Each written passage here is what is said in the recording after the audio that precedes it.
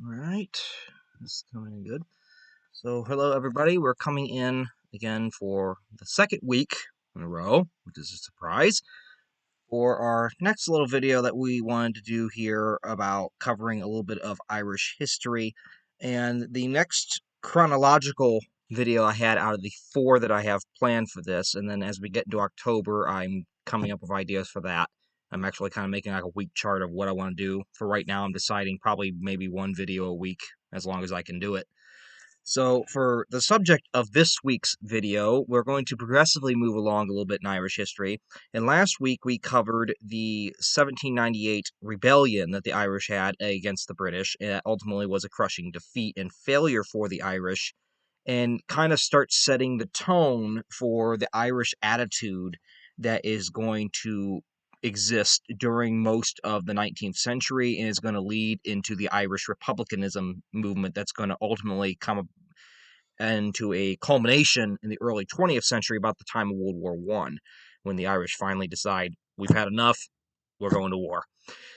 So the next chronological historical period that's going to have an impact on that isn't necessarily a war. It's not a war today, but it's going to be something that has just as much of an impact on the Irish identity and the Irish causes as anything else. And that event is going to be something that some of you may have heard of before, which is known as the Irish Potato Famine. Or if you go to Ireland, they more refer to it as the Great Hunger. Now, the Irish Potato Famine is a famine. It's not a war. It's not any kind of conflict directly with Great Britain. It's more of a nature thing that occurred where the potato crop failed and it killed a bunch of Irish people because, unfortunately for them, the potato was their main staple food at the time for a lot of the Irish poor. Now, what is going to happen through this Irish potato famine is it's going to really give a sense of why the Irish became even more resentful toward Britain and kind of some of the suffering that they endured during this, and they really didn't get no help from the British government. It was other countries or other places in the British Empire that would help them, but the British government that lived right next door basically paid no mind during this time to the plight of the Irish that's going to exist between 1845 and 1852.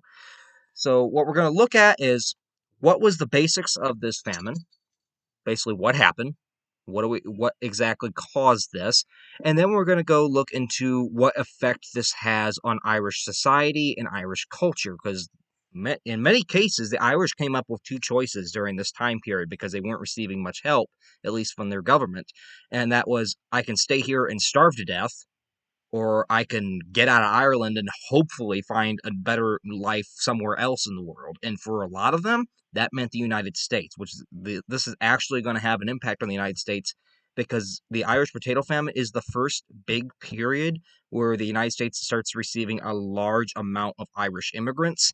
And that's going to start building that Irish American culture that is so prevalent here in the United States today. We actually have, I think when I looked, we have roughly 15% of our population has Irish ancestry.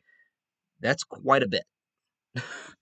So we're going to go ahead here, and first we'll start with what exactly is the potato famine in general. What exactly led to this point? What caused it? The basics. So this is going to also be a little bit of review to start off. And this is really going to have its roots back in the 17th and 18th centuries when the English are forcing the Irish Catholics to move off their land and sell it to the English government so that they can encourage Protestant settlers from England, Scotland, and Wales to come over to Ireland, and they will settle and use that land as a plantation land. Now, this is going to set up some of the circumstances for the future famine that is going to come about, because as the English are moving the Irish off these lands, they're not kicking them out of Ireland, but they are saying, okay, this is good, rich, fertile farmland. We want that for the Protestant settlers. You guys, you can have this land that nobody wants over there. The problem is that land is very rocky, and it's in Western Ireland, near the region of Connaught, if I'm saying it right, Connaught. And that is in Western Ireland. Now, Western Ireland's soil is very rocky. It's not very suitable for crop growing. There's a lot of crops that will not grow well in that kind of a soil. It's also highly acidic, I believe. And because of this, the Irish have a hard time at first finding any good crops that will be able to grow in these new lands that they're being given that have been after they've had their own taken away from them, and now they're being given these basically poor and less fertile ones out in the West. Now, the one crop that the Irish find out, that the Irish Catholics in particular, because mind you, if you're a Protestant, you're probably not being kicked off your land. Most of the Irish were natively Catholic. If you were an Irish Catholic, you made a great discovery when you were in Western Ireland, and that was that there was one particular crop that would grow well in that soil, and that was the potato. The potato was very hardy. It could actually grow very well in the soils of Western Ireland, and because of that, they actually would have quite a good harvest of potatoes.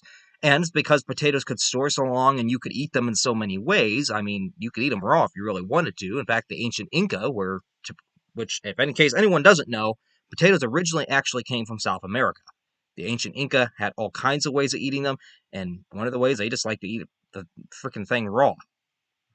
Now, I could not do that. There's no way I would eat a potato raw. It's rather bland and tasteless, and I'm sure I wouldn't even want to try.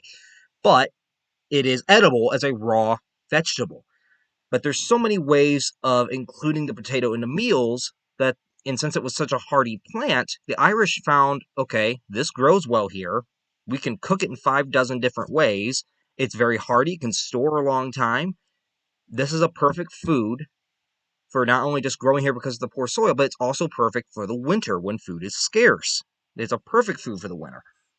So the Irish, in the West at least, where a majority of the Irish Catholics have kind of been pushed, they start to become very dependent on the potato crop as a major staple food in their diet, because now they don't have these fertile farmlands, they can't produce much else, so this becomes a major part of the Irish diet, of the native Irish.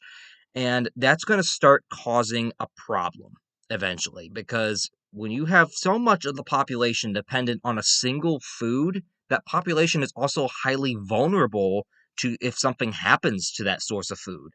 Now, here in the United States, and I'm not saying this is a very good example because we eat a lot of junk food in this country. A lot of fast food, a lot of food that's too sugary. That's why we had diabetes problem. We eat and obesity.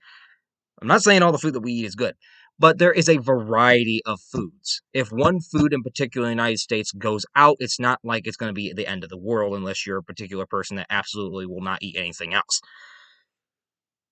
So the Irish, they don't have many food choices where they're living.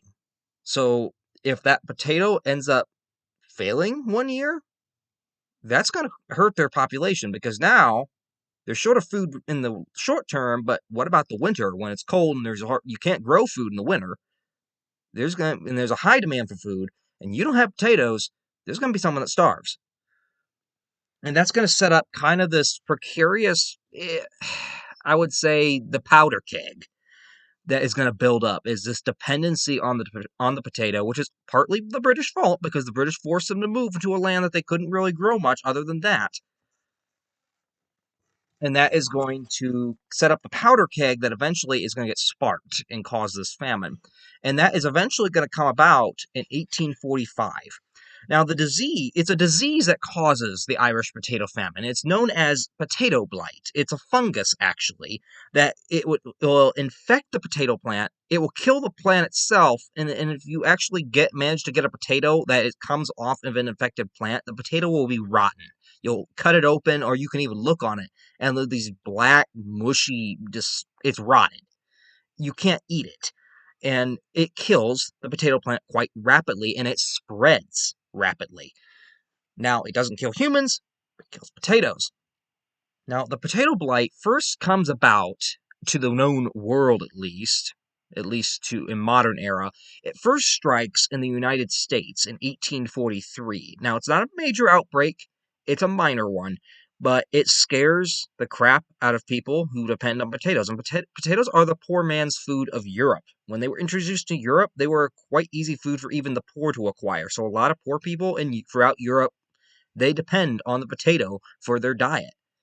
And when this news comes out that across the sea, there's now this new fungus disease or whatever it is that's actually causing the potatoes to die off, this scares the crap out of them. They're trying to keep it contained. They try to, well, what are we going to do if it comes over from the United States? Oh, it'll never get over here. Well, that changes in 1845 because due to an exportation of infected potatoes, that came over to Belgium, the potato blight reaches Europe.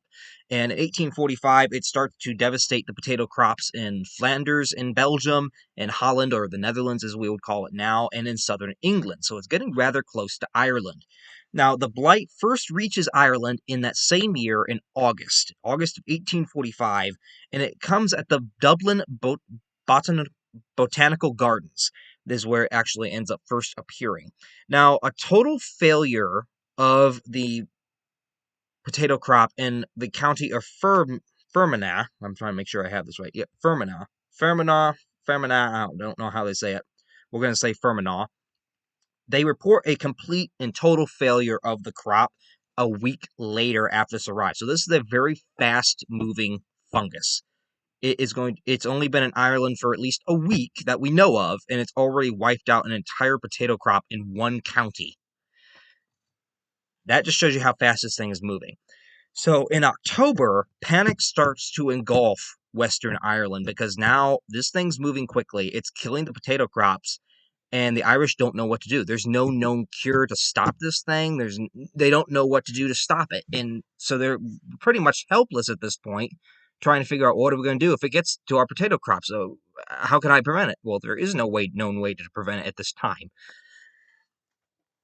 And by August, the blight was just starting to destroy not only the potato plants, but the potatoes that had already been harvested in August because they had been infected with it. And by the time, shortly after they're harvested, they start turning black rather quickly. Now, the blight remained rather localized in 1845, but by early 1846, it starts becoming obvious that the entire potato crop in Ireland has been affected by this fungus. By 1846, it's no longer a localized thing. It's a national-wide, like, whole island of Ireland is now contaminated with this potato fungus on its potato crops. And that is going to start the first of the really bad years of this potato blight. The worst year, I believe, was going to be 1847. In fact, I think they call it Black 47, just because of how many people ended up dying from it. But it's going to continue off and on until about 1852. It's not until about 1852 that the potato crops finally start to somewhat recover from this blight that has come through the country. Now, that's going to give you a little bit of the basics. Just, we have a fungus that has arrived in Ireland. It starts killing the potato crops, and as a result, people are now going hungry. People don't have food. They don't have food for the winter. They don't have food immediately, and people are going to starve. That is the basics. Not real dramatic, other than the fact that people are going to die, like hundreds of thousands. What we're looking at now is going to be, what did the British do about this? Because mind you, Ireland is under British control. Britain has solidified its control over Ireland since 1801, when it merged the Kingdom of Ireland and the Kingdom of Great Britain into the United Kingdom of Great Britain and Ireland.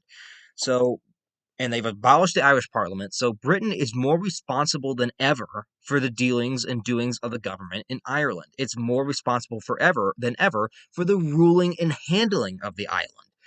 And you would think that because of this added responsibility for the island, that Britain would do everything in its power to help the Irish, who are seen as British subjects. And yes, they have a large empire at this time, but keep in mind, Ireland is right at the very heart of that empire. That'd be no different than the potato blight breaking out in the heart of London. But they would sure as certainty help if it had broken out in England. But why would they not do it in Ireland? And that's exactly what doesn't happen. They don't help out in Ireland. Hardly at all does the British government do this.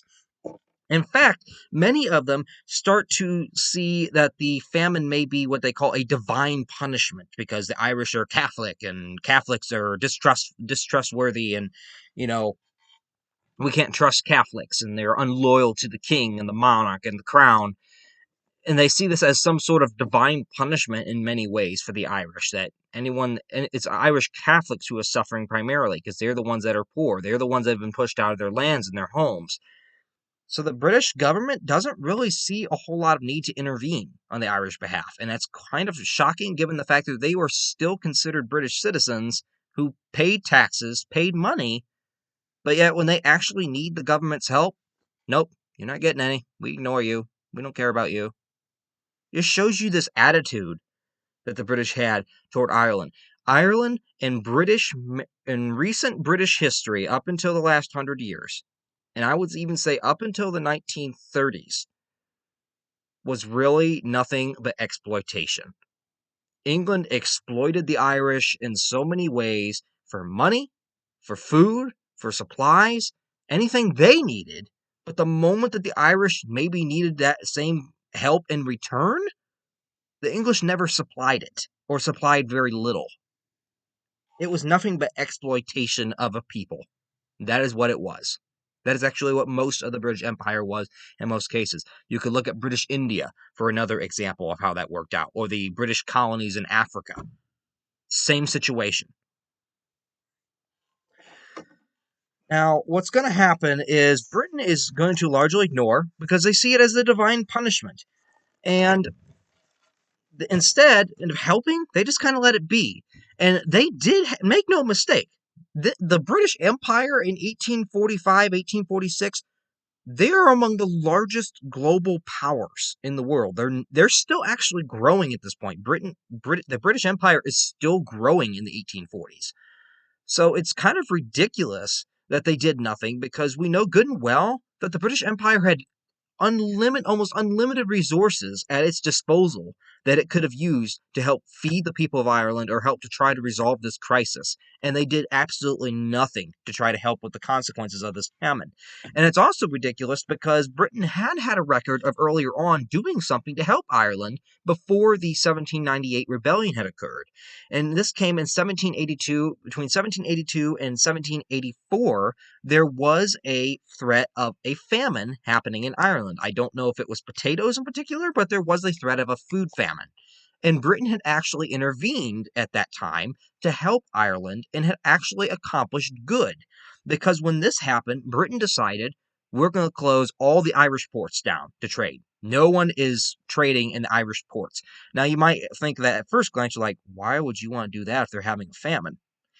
Because the idea of the British was, well, if we close the Irish ports down, that domestically produced food in Ireland isn't going to be exported and sold to other countries, and it will stay on the island so that the people have more to eat and more to actually live off of. And it actually worked. Ireland did not go through a major famine when that occurred because of the closure of the ports, and they weren't losing more food that they were barely being able to grow at home.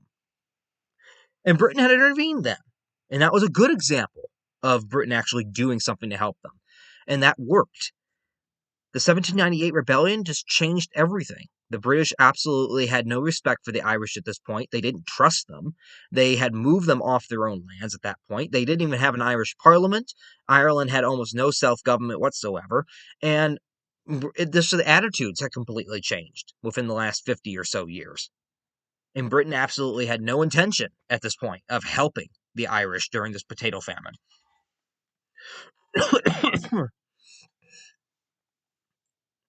So this means that by 1847, when the famine hits its worst year, the Black 47, as the Irish call it, its worst year, they're still getting no aid from the British government. And that's contributing to a lot of the deaths. Now, it's not to say that Ireland wasn't getting any aid, because there were a few people that were going to give it aid, and we'll discuss that here very shortly. But I want to also point to you the details of food exportation at the time of this famine, because we mentioned Britain at one time had shut down the ports roughly 50 or 60 years before when Ireland was threatened with famine in order to conserve domestic food supplies. They don't do this when the Irish potato famine comes about in 1845-46.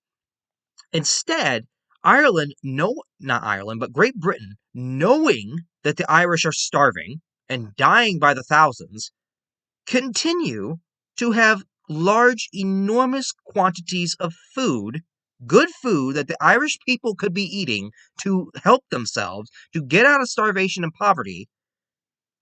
Britain, instead of allowing the Irish to start eating that stuff, oh no, we still expect these large, enormous, huge quantities of food to be exported every week of every day to England, despite the fact that you're starving. We need that food more than you do. But yet the pompous, fat British are sitting in their royal, manors and palaces and everything else, dining like freaking kings. And here are the Irish starving in the fields and sod houses and cottages that they live in, and they can't even afford to feed their families or anything else, living in dirt. And the British don't care. And they're still expecting them to grow this food, not for your benefit, not to get you out of poverty and starvation, but to help keep us where we are. And just to show you how bad this got, and this might give you a good inclination of why I don't have a very favorable opinion of the British at all, is let's just look at what was actually exported during the famine that was still being exported to England during this time period where the Irish are starving. For example, the plantations that are run by the Protestant Irish, they're still producing enormous, large, plentiful quantities of grain foods, particularly oats, wheat, and barley. Stuff that, could definitely feed a hungry people. And instead, oh no, we got to ship that off to England. Why? Because it's considered a money crop. It's for the money. It's not for the public consumption. It's just to make money. It's money that is to be made by British owners, by British loyalists, and not the Irish. And is to be sold to Britain. So this accounted for 75% of Irish fields. And the Irish can't have any of it. Barely any of it. During 1847 alone, now here's one that I'll give you that really is stunning. During 1847 alone, 4,000 ships carried food from Ireland to England, while 400,000 Irish men, women, and children died of starvation and other related diseases. Yeah, at the same time that 400,000 Irish men and women and children are starving to death, we're still making sure that Britain's getting a 4,000 shipment that year of food. And this is going to worsen the relationship between Ireland and England because the Irish people already don't trust the government. And now, this is just further confirmation to them. The British do not care about the Irish. They do not care about us. They can preach all they want that we're equal in this United Kingdom. They can preach all they want that we have equal rights as any Englishman does in England. Because when push comes to shove, it's nothing but exploitation. They're doing nothing to help us. They're doing nothing to try to ease our concerns and our negative factors in life. The most famine-stricken parts of Ireland, where there was still being these money crops grown, instead of trying to help those most famine-stricken parts, Britain simply sent military guards to guard the fields and the supply and I'm trying to think of how they would say it. The market lines, we'll say, of getting that food to market and then shipping it over to England. They had military guards guarding this stuff because they knew the Irish were starving. They knew that the people might actually try to steal some of that food just to try to eat it. And instead of, maybe giving them a little bit, oh no, we're just going to put military guards on. If you try to help yourself by actually trying to eat to live, I'll shoot you dead. And this is going to be like the provinces of the following: Ballina, Sligo, Limerick, Kilrush, Tralee, Westport, Killala, Dingle, Bantry, and Ballyshannon. These are going to be your main provinces that are going to be the most heavily hit by famine and are going to have military guards preventing people from actually just getting food to live. Because that's a money crop. That's going to England, not you. Ridiculous. And among the other items that we're exporting to England at the same time, because we already covered, we got wheat, we got oats, we got barley, perfectly good crops that you could be giving the people. We have other items such as peas, beans, oysters, salmon, rabbits, herring, lard, not that anyone really wants to eat lard, honey, and butter. Butter is also a big part of the Irish diet. They're very big on dairy products, even to this day a little bit. But yeah, all perfectly good foods. Perfectly good foods that could be used to feed the Irish people. Fish, rabbit meat, peas, beans, oysters, butter, honey. Perfectly good foods. And no, you can't have any of that. It's going to England. You want to know how ridiculous this also got? Let's look at the butter. The butter, I have a statistic here. Butter, it was shipped in something called a unit called a firkin. And one firkin was equal to 9 gallons of butter. So if we're shipping one firkin of butter, you're shipping the equivalent of 9 gallons. In 1847, the worst year of the famine in Ireland, Ireland had exported to Britain 822,681 gallons of butter. Because the official number in firkins was 91,409 firkins of butter, but that is the equivalent to 822,681 gallons. So, while there's people starving, dying because they can't eat, but Britain's still making sure to get almost a million gallons of butter. Ridiculous. Well, yeah. I mean, there's not even really words there. You got people starving, and you still make sure that you got over 800,000 gallons of butter coming through. That's just the food statistics. So, I just want to make sure we kind of point that out. Now, what is being done to help the Irish? Because apparently and obviously, the British government doesn't give a flying fig. So, any efforts that are going to come to Ireland are actually more coming from private relief efforts. This is actually one of the first national disasters to receive an international fundraising, relief effect for that disaster. And you have actual individual cities who are actually trying to raise money for the Irish and their plight. And this is going to start in 1845 as soon as it starts up. And one of the first, ironically, to start it up was Calcutta. Yes, the city of Calcutta in India, I believe. Mind you, a part of the British Empire itself, also under extreme exploitation by the British, but even they saw through that and supplied some cash to try to help the Irish, to try to help them out of their plight. The other city would be Boston, Massachusetts. Not that that should really surprise you that the United States will pitch in. In 1847, Calcutta sent the equivalent of 16,500 pounds, British pounds of relief, British sterling pounds of money, to Ireland to try to help it out of its plight. And the city of Bombay also sent their own equivalent of fundraising of 3,000 sterling pounds of money to try to help them out in relief. Now, one of the most significant helpers out of private relief during the Irish Potato Famine was actually from the Society of Friends, who we may also betterwise known as the Quakers. The Quakers are worldwide, and they have an extreme helpful bid during this Irish potato famine. They actually start fundraising in November of 1846, just as it's becoming clear that the famine is really becoming horrible and out of control.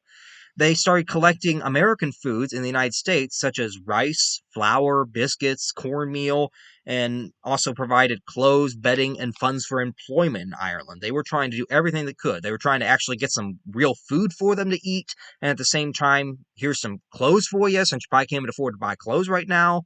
Here's some housing, if you need some, like some bedding to make a bed or at least some shelter. And here's some funds to at least maybe go get you a job or start up a place that you can try to get a good paying job. They also would set up soup kitchens and even purchase seed for the Irish. Between 1846 and 1847, the Quakers basically gave the equivalent of over 200,000 sterling British pounds in Irish relief to the island of Ireland. Over 200,000 sterling British pounds in money, in relief money. That's quite a bit, especially for back then. And surprisingly, another relief association that's actually trying to give some Irish relief is the British Relief Association that had actually just been founded in 1847. But they're collecting money from England, America, and Australia and donating it to the Irish. And they donate slightly more than the Quakers at around 400,000 sterling pounds of money, which is quite odd that private British citizens were more concerned about the plight of the Irish than were the actual British politicians and government. And this one is a little stunning, even the Choctaw Indian nation of the southeastern United States, mind you, in the 1840s, they had just been moved to Oklahoma on the Trail of Tears. They had been forcibly moved from their lands. Even them, after their plight of their own that they had just suffered, even they managed to send the equivalent of $170 to the Irish. Even an Indian nation that had just been forcibly removed from their homelands and gone through their own troubles had enough goodness in their heart to send $170 to the Irish, what they could afford. Now, many other American and British cities would follow suit, like Boston and Calcutta and Bombay. They would follow suit and start up their own relief committees, as did most of the churches, no matter what denomination they were. A lot of churches actually would also pitch into the relief efforts, as did some famous politicians and leaders. And one that actually struck out to me was, as I was reading over what famous politicians and leaders of the time actually gave money. Of course, you had some big ones like President Polk of the United States gave a little bit of money out of his own. But one of the ones that really struck me was Queen Victoria herself of England gave money out of her personal family's wealth to try to give some relief to the Irish. Even the Queen gave money where her government would not do anything. That's actually kind of shocking. I'm not saying that absolves her of anything, because she was still the head of the British government at the time, in some ways. But that's quite striking to me, that even the British Queen saw fit to give a little bit of relief out of her own wealth, where her government would not give a single pound. So now we get to the second part of and this not even the second part, but really the last part, major part of the Irish potato famine that's going to have a major impact on the culture of Ireland and the United States, and that's going to be immigration. The Irish, as I mentioned at the start of this video, they come up to two decisions. Either we can stay here in Ireland and starve to death, or we could try to move out of Ireland and hopefully go somewhere where our prospects will be far better and we can at least eat food. So many of them, they start to leave Ireland. Many of the Irish actually start to leave, and it's a mass exodus of a like that I don't think we've seen too many times in history. Between 1845 and 1855, roughly 2 million Irish men, women, and children left Ireland and went to like America, or they went to Australia primarily. Those were the two major destinations that they would go. 750,000 of them went to Britain, but as you can see, 750,000 went just the next island over, while over 2 million of them went way out of their way to get away from Britain. And also, some of the greedy landlords took advantage of the Irish plight and their desire to leave by taking advantage of the Poor Law Extension Act, and they started to encourage the Irish poor to immigrate to America or Australia, not because they really wanted to help them out, but because, well, if they immigrate, we can get their land and we can consolidate our land holdings. Greedy little... I think you can guess. Just nothing but greed. Exploitation. Oh, yeah, go ahead, get out of here. We want that land of yours, so go. We don't care. We're not starving. 250,000 would end up leaving to Britain in 1851, but still, that's only roughly a million that would actually go to Britain. It is the single largest population movement of the 19th century, was all these Irish men, women, and children leaving their homeland, and it actually had a major impact on the population of Ireland. Now, thousands of these immigrants also died because, in some cases, let's take the ones for America, for example. They're going across the huge and very treacherous Atlantic Ocean in these little wooden boats, and sometimes they were no better than a barge, like the Syrian refugees we see all the time in the Mediterranean, that they end up having some pretty big tragedies because these boats are like barely put together and they're holding so many people, and then they capsize or they end up sinking. Same situation here, except now they're on the Atlantic Ocean and it's full of Irish people. In 1847, roughly 17,465 deaths were actually documented among Irish immigrants trying to get to the United States and in the Americas. In 1847 alone, 17,000 died at sea, just trying to get away, trying to get somewhere where they could actually try to make a living for themselves and live. Now, these would often get the name because of the death rate that would come from these ramshackle-looking vessels that they would get on. They also got the nickname, unfortunately, of coffin ships, like a death coffin, because in many cases, they became the coffin of those people. They died. The Great Hunger ultimately would decimate Ireland's population. In 1841, the census had concluded that Ireland's population exceeded 8 million people. 10 years later, in 1851, instead of reaching over the 9 million mark like it should have, it had dropped to 6 million just in 10 years. Over 2 million people left the country, almost 3 million left it. 3 million people eventually in total were lost to the Great Hunger in Ireland. You had 1 million that officially died from starvation and disease, and another 2 million that just got out of there before they ended up dying. And declined by a further 5.5, it declined to 4.5 million population by 1921. So between 1851 and 1921, the population had dropped by roughly another 1.5 million people of just people immigrating from Ireland. This is when people start really getting out of Ireland and immigrating to other countries because they don't like how it's being run and they're afraid they can't support their families there.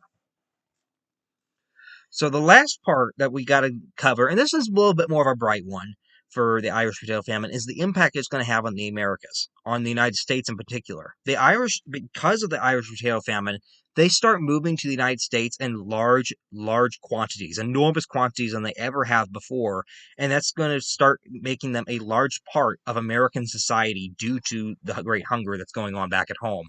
Many immigrants are going to get to the United States and they're willing to work almost any job that they can get. They're willing to work for cheap pay as long as it's good pay and they can get food and shelter. They're happy if it provides that.